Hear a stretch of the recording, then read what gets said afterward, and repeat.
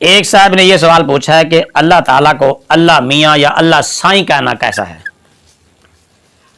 تو اس بارے میں گزارش یہ ہے کہ اللہ رب العزت نے سورہ بنی اسرائیل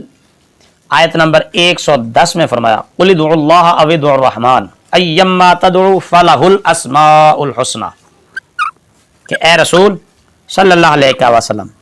آپ فرما دیجئے کہ تم اللہ کہہ کر پکارو یا رحمان کہہ کر پکارو، جس نام سے بھی پکارو اس کے سبھی نام اچھے ہیں، اللہ تعالیٰ کے نام اچھے ہیں، لہٰذا اللہ رب العزت کو اچھے ناموں سے ہی پکارنا چاہیے۔ اللہ تعالیٰ کی ذات کو تعبیر کرنے کے لیے اس میں ذات اللہ ہے اور اس سے قریب تر صفاتی نام الرحمن ہے، باقی اس کے بہت سارے صفاتی نام ہیں جو قرآن و حدیث میں مذکور ہیں۔ اللہ تعالیٰ کی ذات کو تعبیر کرنے کے لیے جو بھی اسماء، صفات اور کلمات استعمال کیے جائیں ان کے لیے ضروری ہے کہ وہ ذات باری تعالیٰ کے شایان شان ہوں۔ میاں اور سائیں ایسے کلمات ہیں جو اللہ تعالیٰ کی ذات کے شایان شان نہیں، کیونکہ اگرچہ استعمال کرنے والا انہیں اچھے معنوں میں استعمال کر رہا ہو لیکن ان میں کم تر معنی کا وہم بھی ہو سکتا ہے، اس لیے اللہ تعالیٰ کے اسم کے ساتھ، اللہ تعالیٰ کے نام کے ساتھ ان کلمات کا استعمال درست نہیں، بلکہ اللہ جل جلالہ، اللہ سبحانہ و تعالی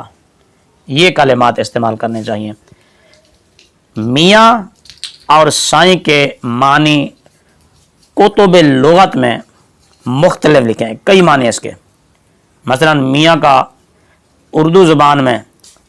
شوہر بھی اس کا معنی ہوتا ہے، خواجہ سرا کو بھی میاں کہتے ہیں، بیٹا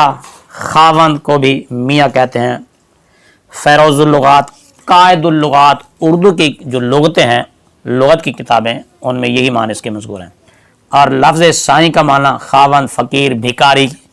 بھی ہے۔ ان معنی سے بخوبی اندازہ لگایا جا سکتا ہے کہ یہ اللہ تعالیٰ جل جلالہ و عم نوالہ کی شایان شان نہیں ہے یہ معنی۔ ان میں بعض معنی ایسے بھی ہیں جو ذات باری تعالیٰ کے لیے نقص اور اہانت کا پہلو رکھتے ہیں، لہٰذا ایسے کلمات بولنے سے گریز کرنا چاہیے۔ اللہ تبارک و تعالیٰ کی شان تو بہت بلند و بالا ہے، وہ ہر نقص اور ہر عیب اور ہر کمزوری سے پاک ہے۔ وہ فرماتا ہے کہ سبحان ربک رب العزت عما یصفون، آپ کا رب جو بڑی عزت والا ہے ہر اس عیب سے پاک ہے جو وہ بیان کرتے ہیں۔ نبی کریم رؤوف الرحیم صلی اللہ علیہ وآلہ وسلم کی ذات کے لیے بھی اللہ تعالیٰ نے ایسا ذو معنی کلمہ استعمال کرنے سے منع فرمایا ہے جس کے معنی شان رسالت کے مطابق نہ ہو، خواہ استعمال کرنے والے کی نیت درست بھی ہو، ٹھیک بھی ہو، لیکن اس سے کوئی بد نیت، بد طینت شخص دور کا ایسا معنی مراد لے سکتا ہے جس سے اہانت اور بے ادبی کا پہلو نکل سکتا ہو۔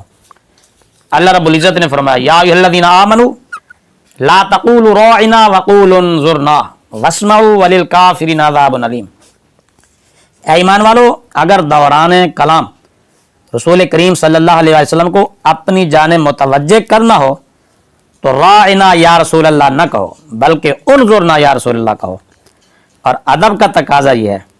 کہ رسول کریم صلی اللہ علیہ وسلم کی بات کو توجہ سے سنو تاکہ انہیں دوبارہ بتانے میں زحمت ہی نہ دینی پڑے۔ اس آیت مبارکہ میں اللہ رب العزت نے ہر وہ لفظ رسول کریم صلی اللہ علیہ وسلم کی ذات کے لیے استعمال کرنے سے منع فرمایا جس میں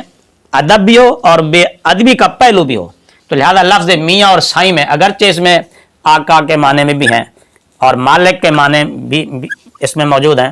لیکن دوسرے معنی میں بھی یہ لفظ استعمال ہوتے ہیں، یعنی ادب والا معنی بھی ہے اور بے ادبی والا بھی ہے۔ اور اللہ رب العزت نے قرآن پاک میں